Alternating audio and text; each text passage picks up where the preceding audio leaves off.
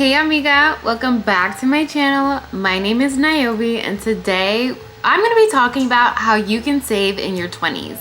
Now, a lot of people say that your 20s is for your partying, your entertainment, for memories, a time for you to just blow money, figure your life out, have fun, and travel the world with friends, right? That's typically the dream they sell us in our 20s.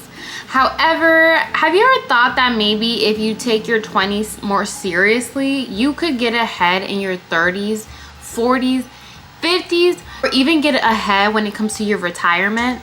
So I am currently 28 years old. I am turning 30 in 2 years. Oh my God, I never thought this day would come, but I'm like excited and I'm looking forward to the future. I just sat down with myself one day and I was just thinking about what have I done to get to the place I'm at now, right? I am still working on a certain place I want to be financially, in my career, in my life, you know, personal, spiritual, like in different aspects.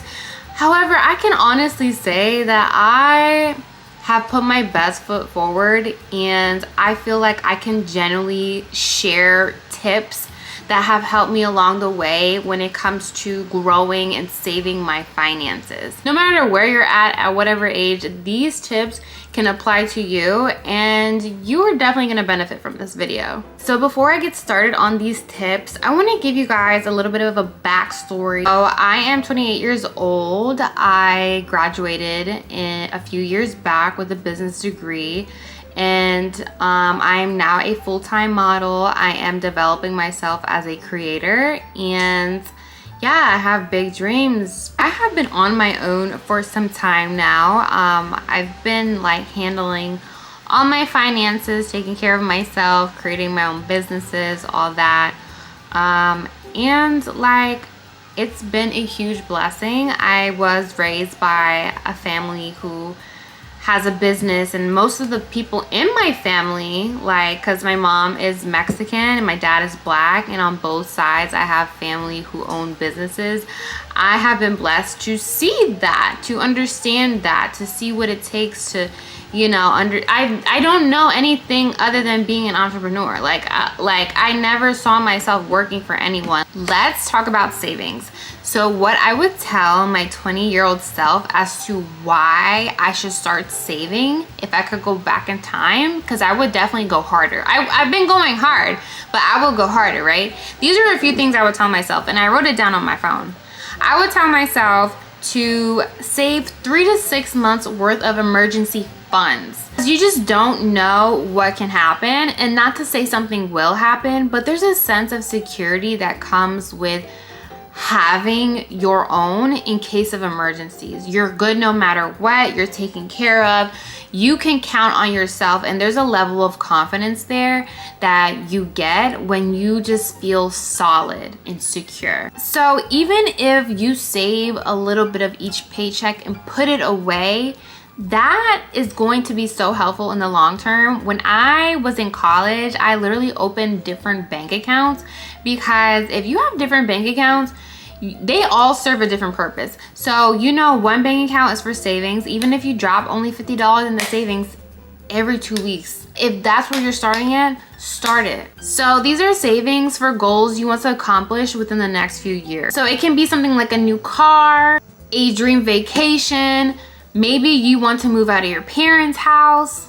It varies from person to person, but honestly, having goals like that makes life fun. Like my current goal right now is to save up for a trip to Bali. I have been wanting to go to Bali. That is like my dream destination. I just got back from Thailand and it was absolutely gorgeous. So I can't even imagine how beautiful Bali is. So the third reason why you should be saving is to pay your future self.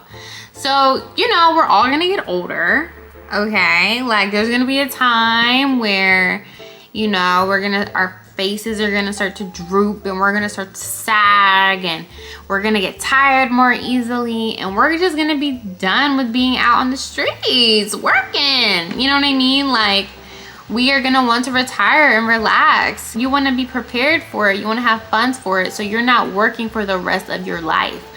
So the best thing for you to do is to start putting money in a Roth IRA account and investing the money that you have in there. There are a few rules when having Roth IRA accounts, and make sure you do your research. I am not a financial advisor, so I actually use Fidelity Banking for my Roth IRA account. Definitely recommend them. And also, you do want to be saving for long-term goals like buying a house, or you know, whatever it is. So those are the 3 reasons why you should be saving in your 20s. Mind you, each decade I feel like something new enters. However, these are the basic ones I feel like you should start to consider. So let's talk about how you can start saving. So 1, you can't save if you're not making money, right? So get a job. What a job does is it brings in a consistent amount of money each month or every 2 weeks or whatever the deal is, right? You want that because you need to have some sort of monetary power to be able to start to change your life. I started my first job when I was 15 years old. I don't even think it was allowed, now that I think about it. I started as a hostess, and yeah, it was, you know, I was making good money for a 15-year-old. It was long hours for not the best amount of money, but I mean, at that age, it was cool, right? At the age I'm at now, hostessing wouldn't cut it for me because of my lifestyle, because of what I want in life. Make sure you go ahead and find yourself a job. Even if you're in college, if you can find a job on the side that works with your schedule, and especially get into a job that maybe long-term will help you in your career or passion, because if you are learning certain things your peers aren't at a younger age, then you are in the green for like getting hired earlier on than anyone else as soon as you graduate. Another way you can save money is by staying at home rather than going out with your friends every weekend. You are going to spend a lot of money if you don't like being in the house, because think about it, every time you step out you're spending at least $50 to $100, and I'm being nice with the $50 mark. Maybe you are going for food and drinks, you got a tip as well, and then the gas money depending on where you're going out, you know, or maybe you are so, you know, I need to go out so I need a new outfit, whatever the case is. Like, you're spending money every time you go out. Going out and drinking is just usually never worth the investment. Now, if you are going out to like networking events, you know, and you're being super intentional about it, or maybe like career events, career focus events, okay, I see you and I'm proud of you. Piggybacking off of the last tip I just gave you, let's emphasize the drinking part, because drinking is expensive, and like drinking, you get nothing out of drinking. You just get like depressed. It's a depressant. You just break out, you just gain weight, you just smell like crap walking around, because you know those heavy drinkers, like it comes out of their pores. Drinking doesn't do anything for you. Now, every now and then, yeah, enjoy yourself, you know what I mean? But if you're spending a lot of money each weekend drinking, I'm not judging you. I'm not, I really am not, because girl, you grown. I'm not judging you. I just want you to think about like your future and like your time, and like you can literally do a lot more with that time and a lot more with that money in the long run. Like, I do not drink. I may have like a water bottle, Fiji water, or you know what I mean? Like, I'll spend more so money on food than on drinks, because it's just not a good investment. I need to wake up early the next day. I need to be productive. Even if I don't need to wake up early, if I'm sleeping in tomorrow morning not feeling well, that's a day wasted. You know what I mean? And that's a day that's gonna hurt my pockets. So, you know, just be mindful of everything. Another thing I have done in order to save money has been cooking at home. I'm looking at my phone, by the way. Has been cooking at home. I know we all live super busy lives, and just it's just like we're constantly on the go, but like just taking some time out of your week to go to the grocery store and just meal prepping, you know, like having what you need in the house versus going out every day and buying food or even ordering in food, that gets so pricey. When it comes to getting groceries, my groceries are literally like not that expensive.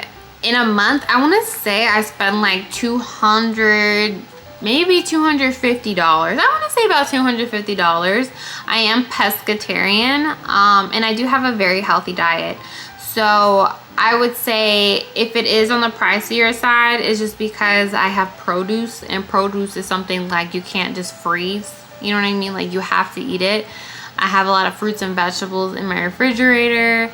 I eat salmon like most times of the week. And yeah, I just have a very healthy lifestyle. It's very rare if I'm spending money on BS food because I am so disciplined in eating right. I meal prep every time I re-up on groceries, and I spend that day prepping my meals for the week. So typically that will be on a Sunday or a Monday. And I love going to the grocery stores on Monday because nobody's there and no one's in my way. Let's talk about you and this matcha habit, okay? I get it, I really do. Matcha is literally like heaven sent. The angels drink matcha. Matcha is for the baddies, and matcha is so freaking good, okay? I was addicted to matcha last year. That's why I had gained so much weight last year, because I would get my matchas from Starbucks and these little coffee shops, and they would, you know, put sugar in it or whatever. Oh my God, matchas are like an addiction. Like I get it now. I was a person who had never really experienced caffeine. Like the times I had before I drank matcha, like I just felt like caffeine would give me anxiety, so I just stayed away from it. But then I got into matcha and I understood coffee addicts. Yes, sis, I'm gonna work with you on this one. I promise. I'm gonna work with you because I get it, okay? But spending $6 to $7 on a drink now, because it used to be $5, right? But the economy, child. If you are buying a drink every day for your morning fix, sis, you are spending $49 a week on coffee. That's not bad, but it's like, girl, you're spending $49 when you could just be making it at home and creating a healthy habit. Now, this next topic we're about to discuss is something that the girlies just cannot run away from, okay? And even the guys, right? And we are talking about maintenance. As a woman, maintenance is hella expensive. I'm not even a cat. I'm not even gonna bullshit you. I'm not even gonna tell you that there's a way to get around it, okay? There's not. But I'm not saying like you need to do it. I'm just saying like maintenance is expensive, right? So the best thing you can do is learn how to do a lot of the services that you are paying for. So if you are a girly who loves to get her nails done every 2 weeks and you want to save that $125, $150 that you spend every 2 weeks, more power to you. Like, I actually need to learn this. I just have not taken the time to learn it, and I don't have the patience for it, but I am going to learn it. I'm going to order like a gel kit. Let's talk about waxing, right? I wax, right? I get Brazilians. That's $60. First of all, let's talk about that European wax center, because it used to be $50. Now we're at $60 motherfucking dollars. Y'all out here wildin'. That gets pricey, and then they even sell packages. It's like 10, you get pay for a pack of 12 for like $900 and break it down. It's expensive, sis. Like, and it sucks because waxing is better than shaving, but shaving is just like, do you want to shave? So there's, girl, I wish I could tell you more on that part. All I could tell you is like learn how to do things yourself. Then of course, facials. I have been getting facials at least once a month. I am actually overdue because I haven't gone in 2 months, and I spent about $120 on facials. Side note, I've been thinking about investing into laser hair removal because I feel like long term that will be cheaper than like paying $50 every 3 to 4 weeks, or $60 every 3 to 4 weeks on a wax. I just feel like long term that probably makes more sense. So I'm definitely gonna look into that. My next tip would be to stop your Delulu spending, okay? Like, I don't know who you think you are.